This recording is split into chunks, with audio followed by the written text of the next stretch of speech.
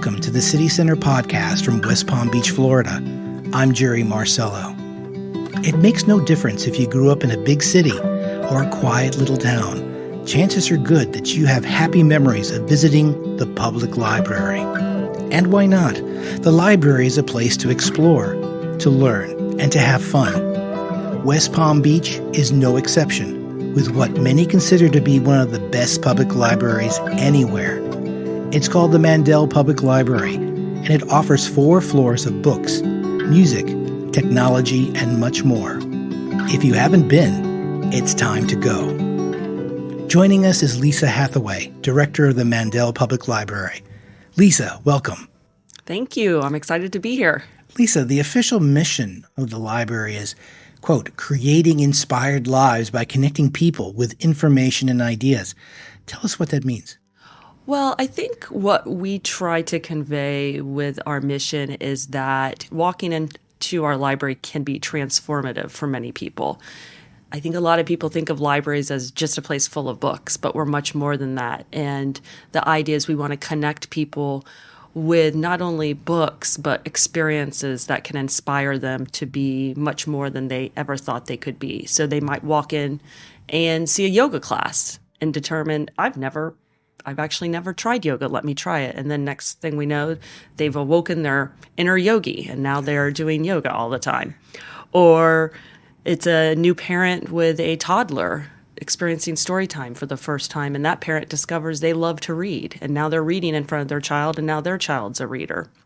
So when our mission is talking about creating inspired lives, that's exactly what we're doing. We're inspiring people to have better lives and to experience new and better things in their lives. That's fantastic. And one of the things I noticed when you were just chatting was the idea that the library is more than just a place for books. It's a place where people live and communicate. Tell me a little bit more about that. So we view our place, our library, my place, I've been there for 19 years, as a safe place, a place where anybody can come and find a new friend or get a cup of coffee and sit down and read a latest magazine. But really, it's a space for everybody to come together.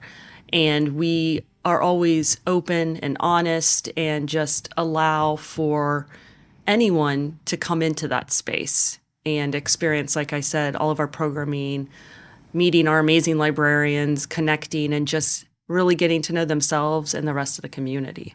Let's get down to some numbers. What exactly makes this library special? How big is our collection? What things is there that makes it so special? So if you haven't been to our library, we're 4 stories, and we are about 84,000 square feet. And what's unique about our library is each floor is its own library, so to say. So we have almost 200,000 physical materials in our library and well over 1 million digital items, but each floor represents something different. So the first floor feels kind of like, if you remember what a bookstore feels like, walking in and seeing all the latest and greatest books out. And there's displays, and it's by what we call neighborhoods. So maybe you're really into cooking, and so we have a whole cooking section. Or you're looking for a new career, we have a career section. Or you're looking to travel. Then if you go to our second floor, it's our technology and teen floor, and all of the latest in technologies on that floor, from a 3D printer to a podcasting booth, to the ability to use study rooms for free, to book study rooms for free. And our third floor is our children's space, which is a space that children can be children. They can run around without really running around, but they can have a lot of fun and see some of the most beautiful books available. And then our fourth floor feels like a grand reading room where the majority of our collection is located. And we have about 500, I think from last check, 555,000 people visit our library every single year. Wow. And we welcome each and every one of them. I know through my travels through the library, it is indeed a beautiful facility. It's filled with natural light and so beautiful. So it is an amazing place to be. One of the things you mentioned earlier, you were talking about how if people remembered going to a legitimate, real bookstore. Have you found that the movement towards digital publication has it made any kind of impact on what you experience at the library? Definitely. What we are seeing is, and I think this is really important for libraries, we really have to be able to change with the times. And as we know, what happened with COVID is everything shut down and digital became the way we communicated. And libraries really took it upon themselves to embrace the digital connection that we can have with our patrons, the people using our library. So we have focused on making sure we purchase materials, books that people check out in a digital format, so you can download it to your phone. Hey, I listen to audiobooks on my phone every day coming into work. So we've got audiobooks, we've got ebooks, and we also have DVDs and music. And we just have a very large collection of digital materials because there are some people who their library is a digital library, and we're fine with that.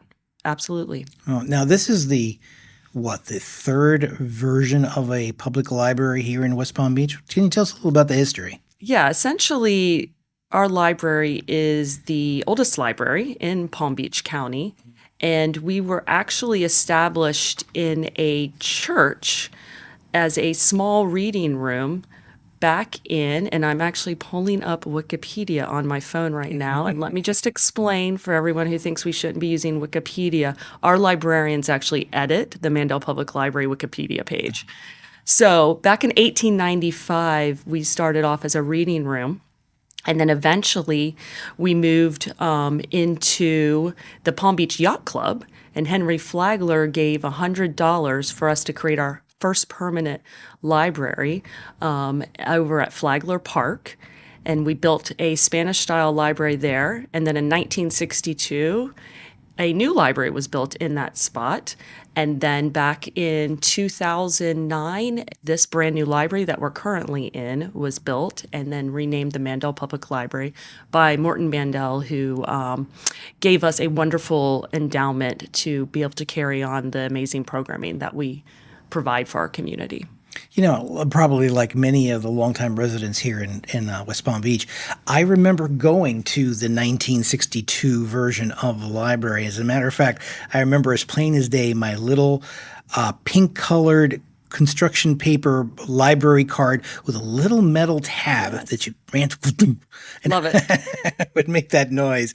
And it's interesting now because I've had the experience of visiting Mandel and going in there and having just this plastic card now that does all the magic that you experience. It's fascinating how the technology of library science has really advanced. It really has. It's RFID technology is what we have implemented in this newer building that we're in now, where our materials are all set up with the little chip in them, essentially, that allows you to check them out and check them in quickly with your plastic little library card. So it's definitely, there is no card. Actually, we have a card catalog, an old card catalog, but now it's filled with seeds, and it's our seed library. So you can actually come up to the fourth floor, and you can get up to 6 packets of seeds every month to create your own little garden. It's amazing what you can find at the library. Yes. One thing is that traditionally people think of the library as a place where students go to work on a paper or someone goes to read an old newspaper. But you made the point earlier that it's really become a meeting place for a community. Yes. What's your experience with that? What are the things that happen at Mandel that make it such for our community? So what's unique is we still have students coming in and using our library. We actually have study rooms that you can reserve online and come in and use. We have a laptop kiosk machine where you can actually check out laptops to use throughout the library. But more importantly, we actually have meeting rooms that people can reserve for their own community events. So you may have a local book club that wants a space to meet, and they can reserve one of our rooms. Or you have a nonprofit doing a program, and they can reserve our rooms as well. And it's all on a sliding scale. It can be completely free, or it can be a small fee. But what's important is, again, going back to, we want everyone to want to use our library, to come into our library, to access our library, which is why we have such a diverse programming schedule for people. But we also really would love people to come in and have their events in our library as well. Tell me a little bit about the web presence for the library. I believe it's mycitylibrary.org. Is that correct? Yes, or WPB-citylibrary.org. Very good. you guys have done a lot to sort of make that almost a portal into the resources there. Tell us a little bit about it. What makes it unique? So what we have discovered is that you need to have a pretty good website to be able to provide the information people want. And so we, along with the city, have designed a website based off of the city's website that allows people to find information more efficiently, more effectively, and provide not only finding information about a subject matter, but seeing just what programs we have, what time we're open, how to connect to us with social media. And I think what people may not understand is librarians, we're not just about getting you the information you want, but we also want to make finding information easy for you. And so that can be translated into how our website looks, the design of that. A lot of our librarians actually have a background in website usability.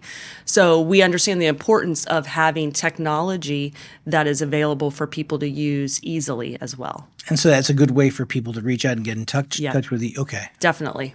Fantastic. So, all right. So what is your favorite part of a library? Okay. So I started off as a children's librarian.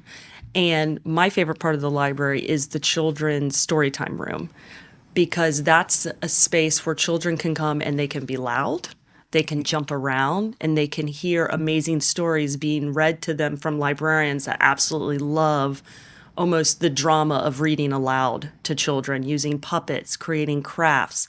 So every time I get a chance, if I know a story time's happening, you'll see me pop my head in, because the kids are so enthralled with the librarian reading that story out loud that you look at all of them and say, gosh, I hope none of them want to grow up watching TikTok. And hopefully they're reading instead. So that's my favorite place, is the children's library. Magnificent. The other question I have for you is, imagine that you had the ability to reach out to folks who have never visited a library or Mandel Public Library. What would be your message to them? How do you bring them in? What do you say? So it's interesting, because I have met people who aren't library users, which, it's strange to me. And so you have to sell it. It's just like, it's talking up a book, a good book as well. It's also my library. I talk about, first off, everything is free at our library. But I get to know whomever I'm talking to, I get an idea of what their interest is. Again, going back to yoga, if it's a person who loves yoga, I'm like, did you know we have yoga for free at our library on Saturdays? And it's a really comfortable space to do yoga, where you can come and it doesn't matter what level you are, but you can come for free, and we'll validate your parking for free. And then we talk about just the fact that when you come into our library, we have this amazing coffee shop, Salento's there, that you can get coffee. And also, our staff is just the best staff ever, and you'll always see a smiling face. So coming into our library is an experience itself, and that's also important. Make coming into our library part of your plan for a Saturday, for an evening, because I will assure you, you'll have a wonderful time, and you're not going to want to leave. There you have it. You talked a little bit about things like TikTok and how they are sort of wrapping themselves around our youth, or at least the youngest generation. What role do you feel the public library has to play in making that not so? So I'm not sure we can make it not so. I feel just as if I know it's crazy, but when VHS came out and DVDs, libraries were like, oh my gosh, what are we going to do? Well, you embrace it. Yeah. Quite frankly, you have to incorporate it into what you're already doing. I have a 12-year-old. He likes TikTok.